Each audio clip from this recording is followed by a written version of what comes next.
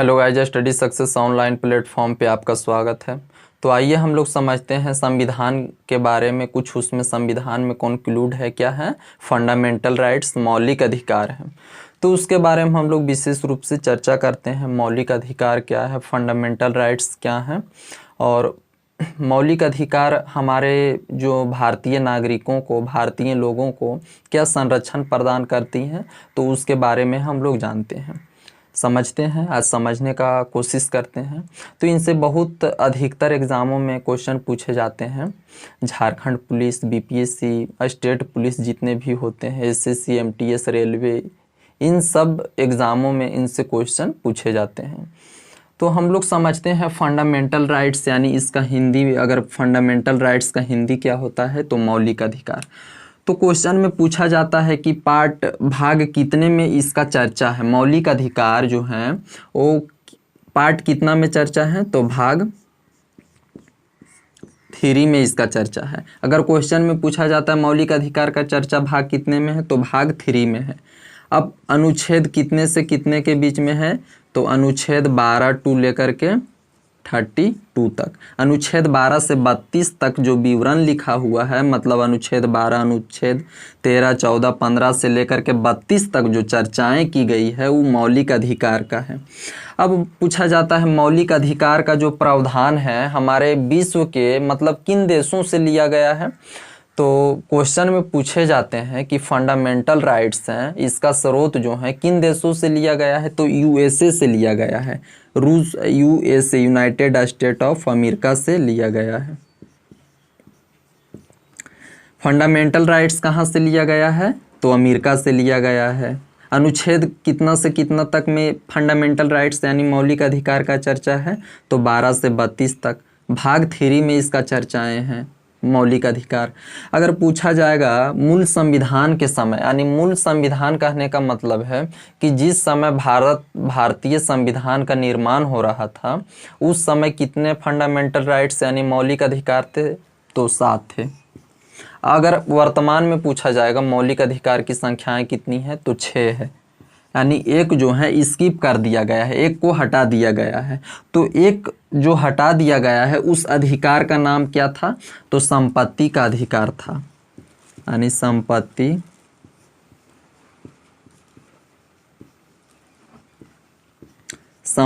का अधिकार को हटा दिया गया है। आर्टिकल संपत्ति का अधिकार जो था उसको हटा करके आर्टिकल 300 के क में रख दिया गया है, यानी पार्ट 12 में और आर्टिकल अनुच्छेद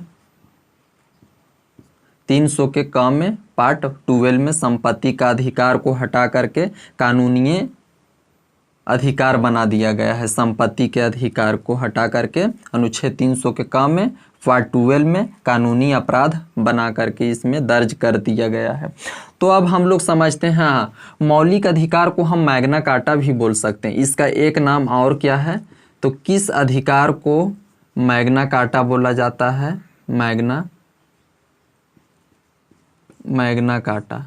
तो मैग्ना कार्टा जो है मौलिक अधिकार को ही बोला जाता है।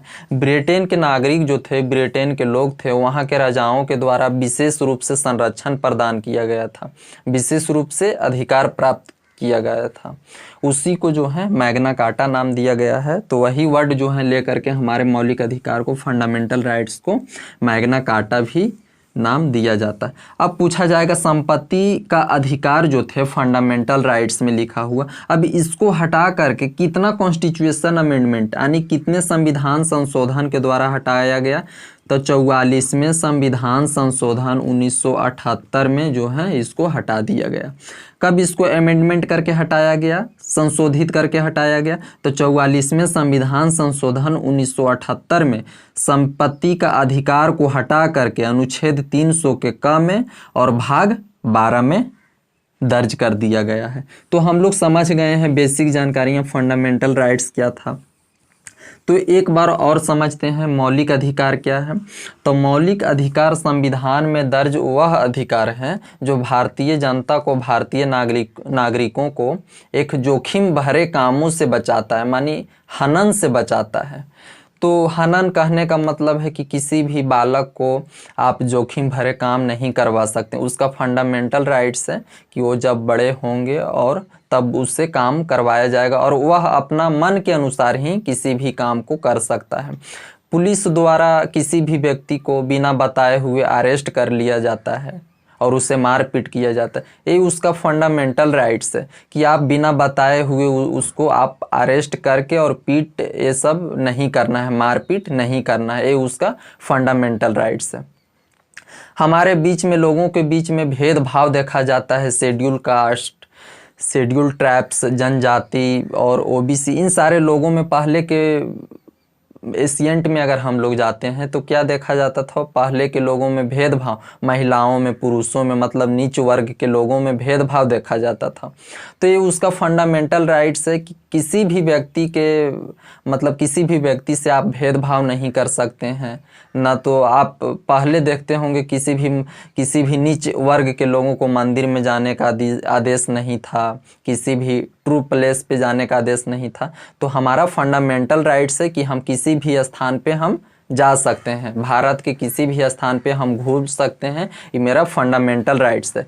तो इन्हीं सब अधिकारों से हम लोग जो हैं वंचित रहते हैं। तो हमारा फंडामेंटल राइट्स एक ऐसा अधिकार है जो हम लोग को स्वतंत्रता की आज़ादी देती है, मतलब हर काम करने के लिए जो लीगल है उसको स्वतंत्रता देती है। तो हम लोग समझते हैं मौलिक अधिकार कितना है, तो मौलिक अधिकार वर्तमान में 6 है। तो पहला अधिकार क्या है, तो पहला अधिकार समता या समानता का अधिकार है। समता या समानता का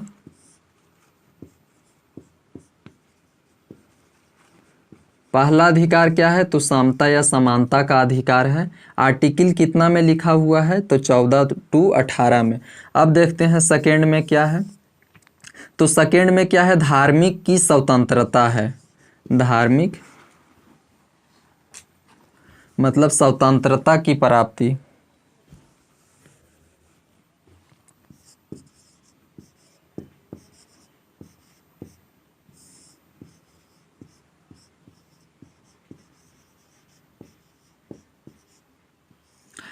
पहला फंडामेंटल राइट्स यानी मौलिक अधिकार क्या है, तो समता या समानता का अधिकार है। सेकेंड में क्या है, स्वतंत्रता का अधिकार है। तीसरा में क्या है, शोषण के अधिकार है।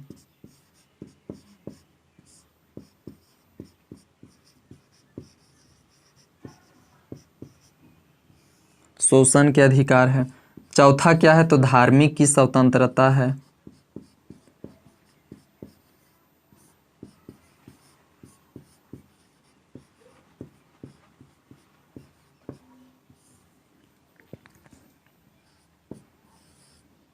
पांचवा में देखा जाए तो संस्कृति एवं शिक्षा संबंधित अधिकार है। संस्कृति एवं शिक्षा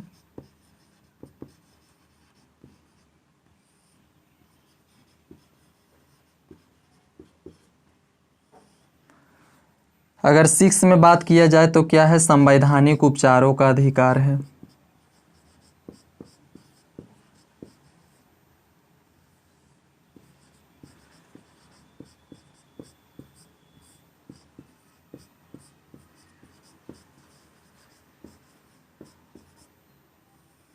जो आर्टिकल कितना में है, अनुच्छेद 32 में। तो हम लोग समझते हैं फंडामेंटल राइट्स कितनी है, तो फंडामेंटल राइट्स वर्तमान में 6 हैं। तो पहला क्या है, समता एवं समानता का अधिकार है, जो अनुच्छेद कितने में दर्ज है, तो अनुच्छेद 14-18 में लिखा हुआ है। यह कितना में है, तो आर्टिकल यानी अनुच्छेद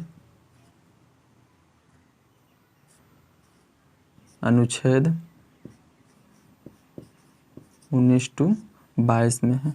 अगर इसमें पूछा जाए तो 23 से लेकर के 23-24 में इसका पूरा विवरण है। 25-28 में इसका विवरण है। 29 30 में और ये 32 में इसका विवरण है।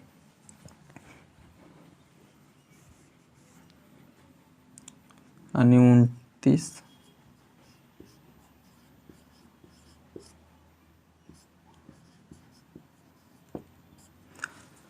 तो हम लोग समझते हैं, हम लोग देखने का प्रयास करते हैं।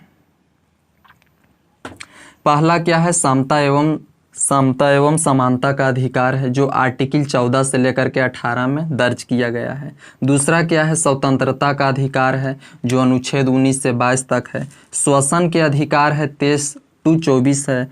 धार्मिक की स्वतंत्रता का अधिकार 25 से लेकर के 28 आर्टिकल तक इसका विवरण है। संस्कृति एवं शिक्षा संबंधित अधिकार जो 29 टू 30 तक है। संवैधानिक उपचारों का अधिकार जो अनुच्छेद 32 में दर्ज किया गया है। तो हम लोग समझ गए हैं समता एवं समानता का अधिकार 14 से 18, मतलब आर्टिकल 14 में क्या है, 15 में क्या है, 16 में। तो अगर विशेष रूप से हम लोग अभी देख लिए हैं समता एवं समानता का अधिकार 14 से 18, यानी आर्टिकल 5 तक पूरा विवरण जो है 14 से 18 तक समता एवं समानता का अधिकार है। इसमें पूरा 4 तक है विवरण, इसमें 2 तक है, इसमें 4 तक है और इसमें 2 तक है। 5 आर्टिकल 5 तक विवरण इसका है 14 से 18, यानी 5 तक है। स्वतंत्रता का अधिकार 19 से 22, इसमें 4 है। 23 से 24 2 है और 25 से 28 4 है। तो 5 4 2 4 2 5 4 2 इस तरह से आधा हम लोग रख सकते हैं। समता एवं समानता का अधिकार 14 से लेकर के 18 तक है, जिसमें 5 अनुच्छेद इसके बीच में आते हैं, 14 15 16 17 18 5 आते हैं।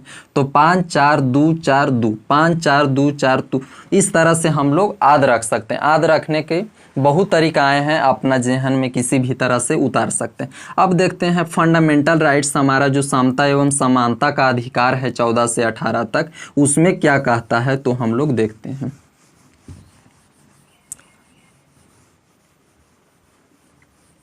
तो समता एवं समानता का अधिकार, इसमें आर्टिकल अगर 14 ले लिए, यानी आर्टिकल हम बोलें तो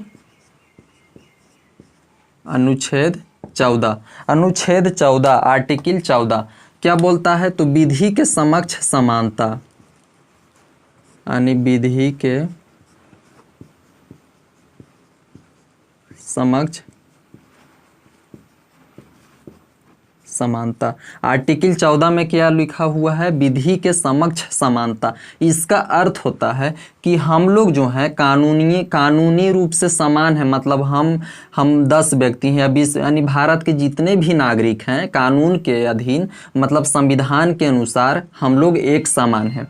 अगर किसी भी व्यक्ति विदेश से आते हैं और वो किसी भी अपराध करते हैं, हम जिस अपराध किए हैं उसी अपराध को किसी विदेशी व्यक्ति करता है, तो जो कानून हम पे लागू होगा वही कानून उस व्यक्ति पे लागू होगा। तो वही कहा है अनुच्छेद 14 में, विधि के समक्ष समानता। विधि मतलब कानूनी रूप से सभी समान है, मतलब संविधान के समक्ष सब समान है, या तो विदेशी नागरिक हो या भारतीय नागरिक हो। अनुच्छेद 14। अब अनुच्छेद 15 में क्या कहता है, अनुच्छेद 15 में क्या है, तो मूल जाति धर्म लिंग जन्म स्थान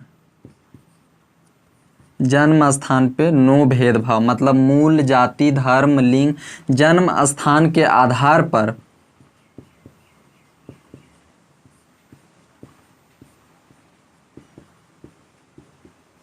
भेदभाव पर प्रतिबंध लगाता है। हमारा आर्टिकल 15 क्या बोलता है, तो धर्म लिंग, मतलब मूल जाति धर्म लिंग इत्यादि इन सब के आधार पे मतलब भेदभाव करना प्रतिबंध है।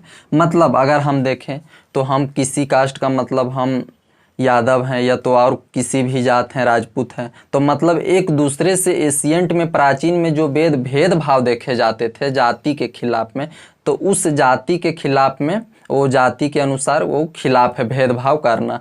अब हो गया जन्म स्थान के आधार पे, मतलब हम मेरा जन्म स्थान जो है मतलब पटना में हुआ तो किसी का गया में हुआ, तो इस तरह से होता है कि नहीं हम पटना के हैं तो पटना के ही साथ लोगों के साथ में हम रहेंगे, उसको देखना पसंद नहीं करते अन्य गांव के लोगों को। तो इस तरह से जन्म स्थान के आधार पर भेदभाव नहीं करना। अब लिंग के मतलब हम फीमेल हैं मेल हैं तो एक दूसरे से मतलब भेदभाव नहीं करना, यह जो है प्रतिबंध लगाता है आर्टिकल 15। मूल जाति धर्म मतलब धर्म हो गया, मतलब हम हिंदू हैं, कोई मुस्लिम है, कोई सिख है, ईसाई है, तो इन सब व्यक्तियों में अपने आप में एक जो है मतलब न देखना पसंद करना, मतलब तो वही जो है धर्म के आधार पर भेदभाव करना वही है।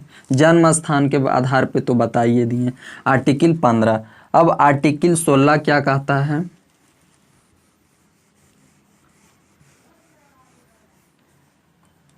हम लोग देखते हैं आर्टिकल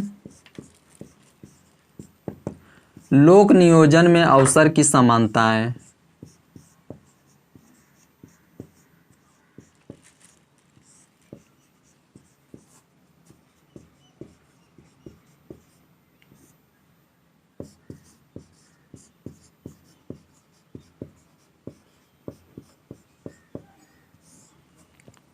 आर्टिकल 16 हमारे फंडामेंटल राइट्स जो हैं, आर्टिकल 16 क्या बोलता है?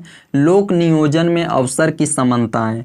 मतलब अगर हम रेलवे का फॉर्म भर रहे हैं तो उसमें से जितना अधिकार हमको होना चाहिए, जितना कट ऑफ मेरा होगा, उसी अगर महिला है या अदर पुरुष हैं तो मेरा जितना कट ऑफ होगा उतना ही कट ऑफ उस व्यक्ति को होना चाहिए, ना कि विशेष रूप से उसको आरक्षण देना चाहिए।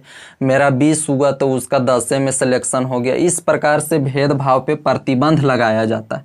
तो इसका कुछ अपवाद है। तो अपवाद क्या है? अपवाद है SC एवं ST, मतलब शेड्यूल कास्ट, शेड्यूल ट्राइब्स, इन सारे लोग अनुसूचित जाति एवं अनुसूचित जनजाति के लोग जो हैं उसको विशेष रूप से आरक्षण दिया गया है। तो आरक्षण किस लिए दिया गया है अनुसूचित जाति एवं अनुसूचित जनजाति के लोगों को? तो इसलिए इसको आरक्षण दिया गया है कि आप मध्यकालीन एवं एशियंट में, मतलब प्राचीन में आप जाइएगा तो जनजाति लोगों एकदम नीच वर्ग के लोगों को दबाया, महाराजा के द्वारा दबाया सताया जाता था। भीमराव अंबेडकर का बहुत उदार विचार के सोच वाले व्यक्ति थे, जो इन सब व्यक्तियों को उभरने के लिए समाज में मतलब कुछ कामयाबी होने के लिए, अच्छे करने के लिए जो है इसको विशेष रूप से आरक्षण दिया गया है। तो हम लोग नेक्स्ट वीडियो में कुछ और आर्टिकल 16 है, आर्टिकल इसमें एक और है 17 है, आर्टिकल मतलब अनुच्छेद, तो हम लोग आर्टिकल 17 भी देख लेते हैं।